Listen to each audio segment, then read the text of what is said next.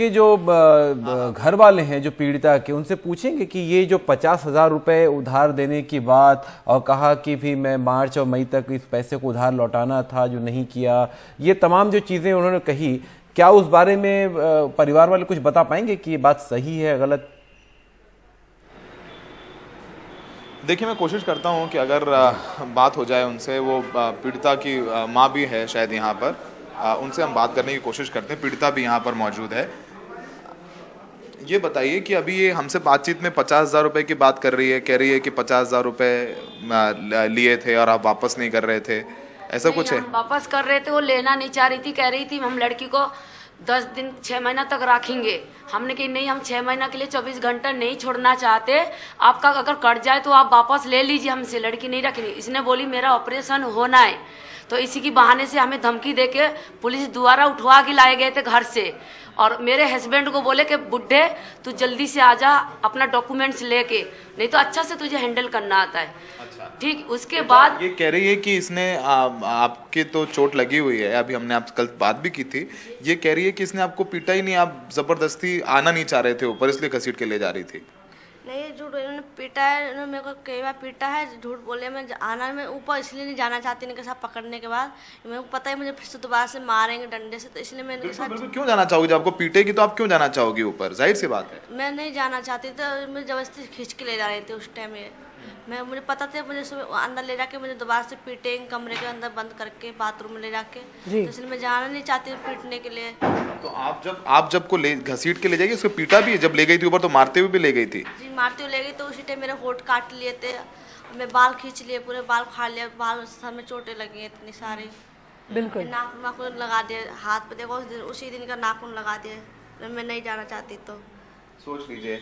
तो देखिए कैसे कहानी बना रही है वकील साहिबा। और सैलरी कब से नहीं दी बेटा आपको? 2 महीने की सैलरी दी, 2 महीने का सैलरी नहीं दी, महीने सैलरी नहीं दी उन्होंने मुझे। 2 महीने की सैलरी नहीं दी आपको? सौरभ, एक बार भाई लाया था बस, और मेरे से अप्रैल से नहीं मिलने दिए। ठीक है, बोलिए अदिति जी। सौरभ, शेफाली कौल अभी आपसे बातचीत के दौरान एक और बात का दावा कर रही थी कि मेरे घर में सीसीटीवी कैमरा लगा हुआ है, तो क्या नोएडा पुलिस उस सीसीटीवी कैमरा के जो फुटेज है उनको खंगाल रही है या नहीं खंगाल रही है?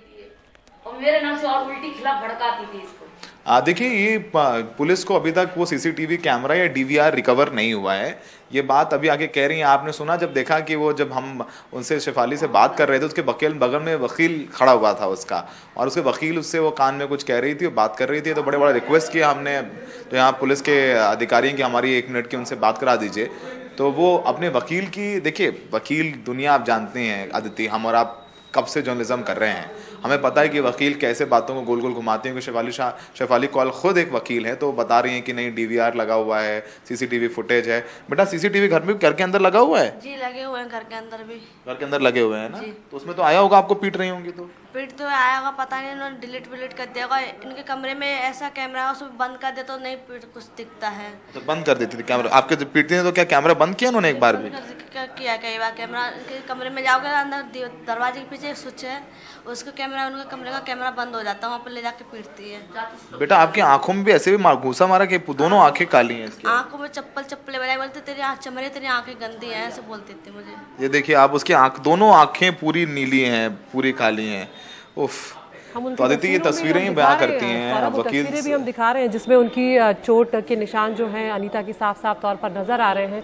लेकिन अब यहाँ पर एक राहत की बात ये कि शेफाली कौल आखिरकार गिरफ्तार हो गई, और ये मामला उस सीसीटीवी फुटेज का जो लिफ्ट में आया सामने, उसकी वजह से ये मामला सामने आया। और इस तरह के मामलों में अब सबसे ज्यादा जरूरत इस बात की भी है कि जो ये घरेलू सहायक होते हैं रोहित, इनको लेके कोई नियम कायदे नहीं होते, इनके अधिकारों के लिए, इनके हक के लिए ऐसे कोई नियम नहीं है, जिसके चलते कई बार ये शोषण का और उत्पीड़न का शिकार होते हैं। कायदे बन भी जाएं तो शायद मानने वालों की कमी हो जाती है।